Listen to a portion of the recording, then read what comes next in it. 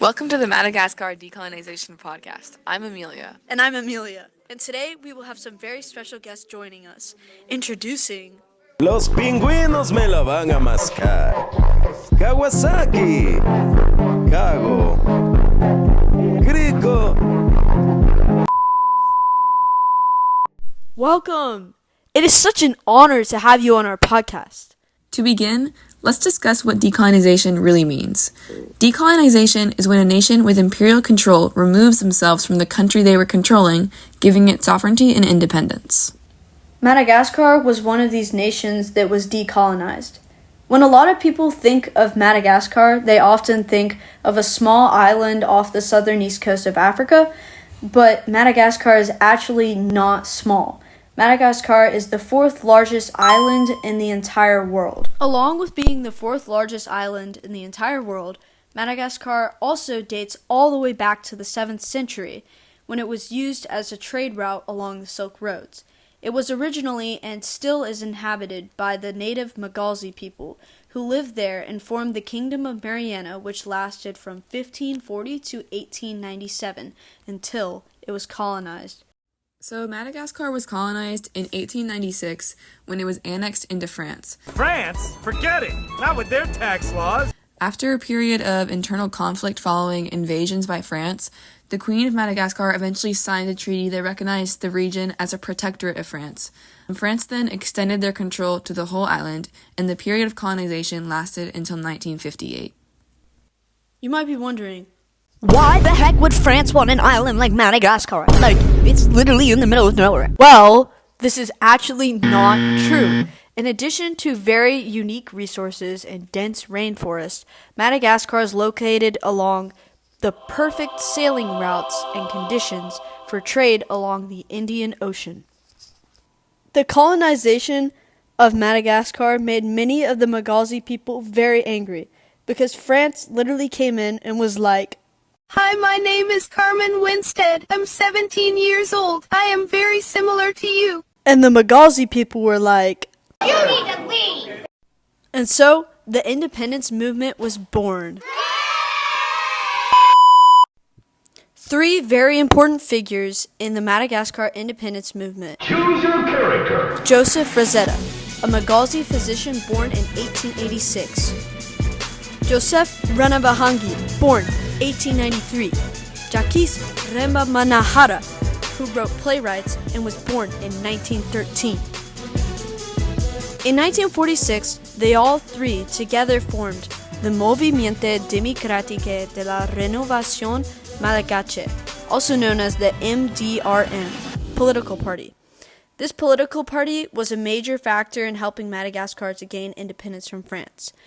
They made several legal and peaceful attempts to try to gain independence, but France did not take this positively. Let him cook now! Now let's discuss how independence was achieved. In 1947, an insurrection took place led by militant nationalists after the Malagasy representatives in the French parliament were outlawed. At least 11,000 people were killed in the conflicts that followed, with thousands more likely dead after hiding in the jungle from France's attack. This event sparked Madagascar's eventual independence.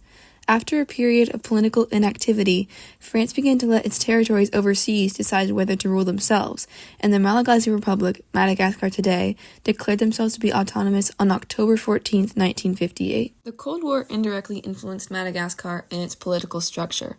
While the nation was not involved directly in the conflict, the spread of ideas at the time influenced Madagascar. The president resigned, and the new government in charge imposed very different foreign and domestic policies. Any ties with France were severed, and Madagascar became an ally with the Soviet Union and other communist countries. The Cold War led to the implementation of socialist ideas having to do with lower status working class. Overall, while the Cold War only played an indirect role in Madagascar's history, it left the nation at a disadvantage. Gandhi left me broken. Tuesday I was through with open. The spread of communist and socialist ideas set the nation up for a decades-long period of economic instability and social unrest. The exasperation of many civilians in Madagascar due to the economic state of the country led to many revolts over the years. In addition, Madagascar's ties with the Soviet Union in the 1970s led to strained relationships with the United States and other countries. Along with decolonization, Madagascar has faced many challenges, one of these being deforestation. This not only affects the trees, it also affects the animals. Madagascar is home to about 25,000 different species, which are all endemic to the island. This means that they only exist in Madagascar. Oh my God, bro. Oh, hell no. The main cause of all of this deforestation is because Madagascar is on fire.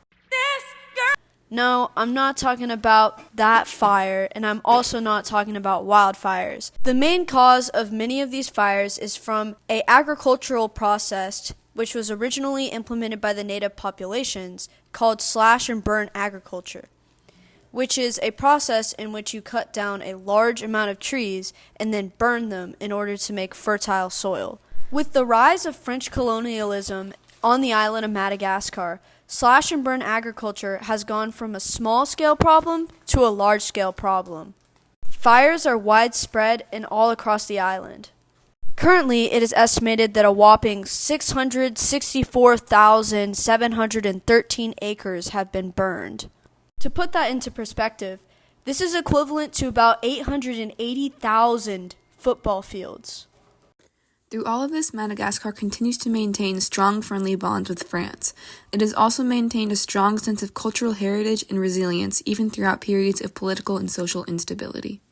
The sources we used for our podcast were https://www.britannica.com/place/Madagascar/demographic trends #ref23467 BBC https://www.bbc.com/news/world-africa 13864 state government Madagascar https://2019.state.gov/out-of-date